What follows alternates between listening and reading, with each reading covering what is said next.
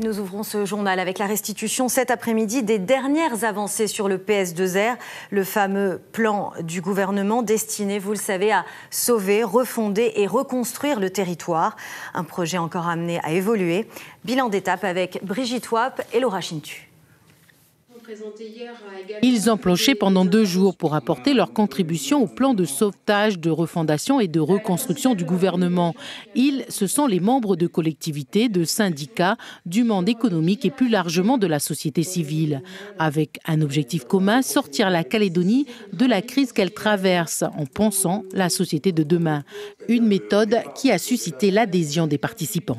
Je sens qu'il y a une cohésion plus qu'importante sur les travaux à mener pour sortir la Nouvelle-Calédonie de la situation dans laquelle elle se trouve. Il y a longtemps qu'on n'avait pas senti cette impulsion. Ce qui était particulier là, c'est que ce sont des questions qui souvent font l'objet d'une divergence de fond, entretenues ou pas. Et là, le travail que nous avons fait en amont avec les consultations denses sur des sujets qui sont d'habitude difficiles à traiter, à décliner ce qui serait des orientations de travail. Parmi les grands axes sur lesquels les participants ont planché, le modèle économique, institutionnel, de santé sociale et sociétale. Pour l'instant, le plan S2R tel qu'il a été présenté est un point d'étape, mais ce qui est sûr, c'est qu'il faudra traiter l'urgence d'ici la fin de l'année.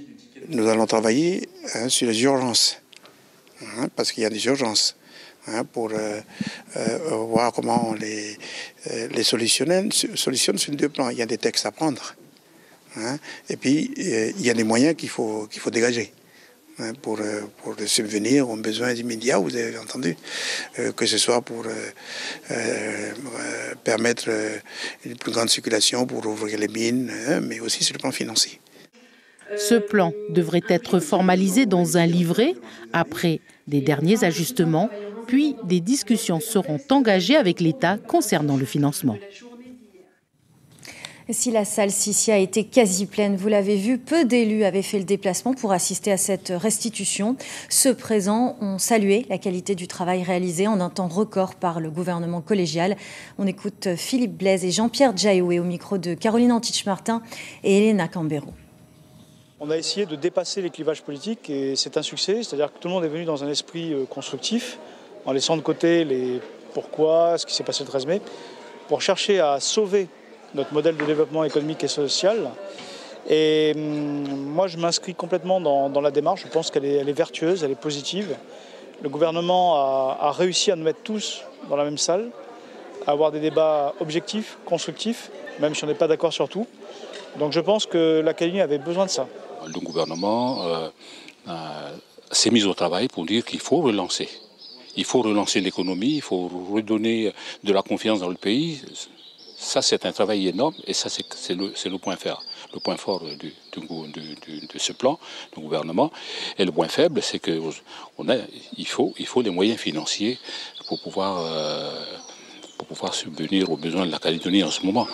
Et c'est aujourd'hui la grosse difficulté, c'est que la Calédonie est dans une situation financière très difficile. Et donc les collectivités vont être impactées et les budgets des différentes collectivités en 2025, ça va être très, très, très difficile. Le monde économique, en revanche, était très largement représenté. Chefs d'entreprise, chambres consulaires, syndicats, beaucoup étaient présents pour entendre et parfois commenter les points forts et les points faibles de ce PS2R. Caroline Antich-Martin et Elena Cambero.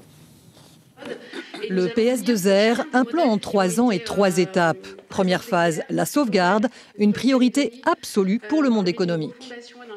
Ce plan, je le salue parce que, il inclut tout le monde, mais 2, il faut absolument qu'il soit dans l'urgence absolue. Nous avons très peu de temps pour arrêter que la Calédonie s'enfonce. Nous avons très peu de temps pour réagir. Parce que quand on va perdre 10 000, mais après 12 000 et après 13 000 personnes, ce sera vraiment trop compliqué. Et quand on va perdre des entreprises, ce sera très compliqué. Deuxième phase, la refondation. Pour le MEDEF, elle devra inclure le monde coutumier.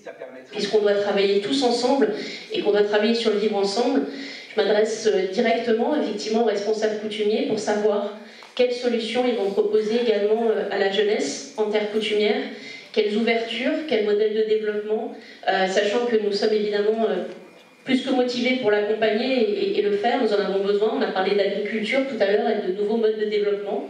Et c'est dans cet esprit d'ouverture que je lance cet appel, parce que ces contributions, nous aussi, nous en avons besoin. Un vœu partagé par l'USTKE, le syndicat salue l'esprit du plan, mais appuie sur la nécessité d'accorder une place prépondérante à la jeunesse. Ce que nous avons retenu de ce plan S2R, c'est ce projet de refondation pour un nouveau modèle de société, avec une économie et une société qui prend plus en compte le modèle océanien. Donc on attend beaucoup de ce projet-là, et on sera là pour amener nos propositions, notamment sur cette jeunesse qui a été tant oubliée pendant ces 30 dernières années et qui s'est révoltée le 13 mai. Vigilance pour les uns, déception pour les autres, pour la Fédération des fonctionnaires. Ce plan sert avant tout le patronat. Il faut reconnaître qu'il y a eu un gros travail.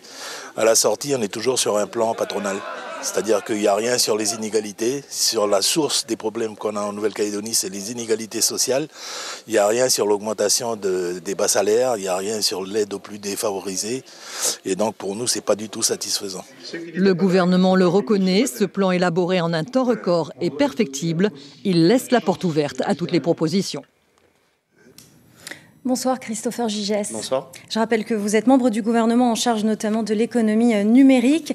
Alors ce plan n'est pas définitif, on l'a compris, des discussions vont se poursuivre avec l'État notamment. Mais d'ores et déjà, un point positif ressort, c'est que la collégialité semble fonctionner. Le travail que vous avez réalisé a été largement salué. Oui, c'est au-delà de la collégialité. Ce plan, ça n'a jamais été celui du gouvernement de la Nouvelle-Calédonie. C'est le plan de la Nouvelle-Calédonie, à la fois classe politique mais également société civile.